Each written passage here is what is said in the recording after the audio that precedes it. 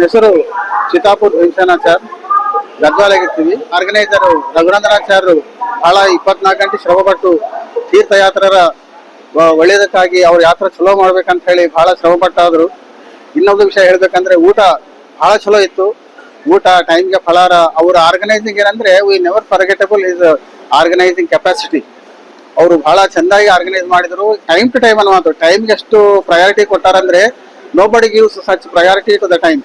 So ಅವರು ಅವ್ರ ಆಧ್ವರ್ಯದಾಗ ಮಾತ್ರ ಯಾತ್ರೆ ಬಹಳ ಚಲೋ ಆಗ್ಯದ. ಊಟ ಮಾತ್ರ ಅದು never forgettable is lunch, dinner and breakfast, coffee every time.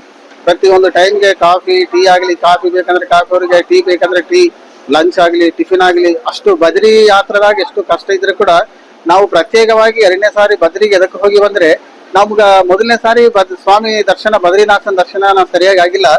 ಆದ್ರೆ 2ನೇ ಸಾರಾಗಿ ಇದೇ ಉದ್ದೇಶವಾಗಿ ನಾವು ಬದ್ರಿಗೆ ಹೋಗೋದಾಯ್ತು.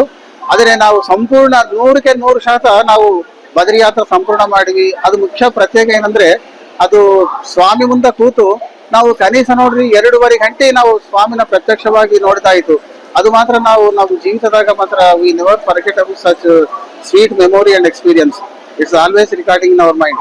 Thank you sir, thank you. Especially Raghunandanacharya, ನಿಮ್ಮ ಹಾಸ್ಪಿಟಾಲಿಟಿ, ನಿಮ್ಮ ಇದು ನಾವು ಮರೆತು ಹೋಗ್ಲಿಕ್ಕೆ ಅವಕಾಶನೇ ಇಲ್ಲ, ಮರ್ತು ಹೋಗೋದಿಲ್ಲ ಕೂಡ. Thank you sir, thank you very much.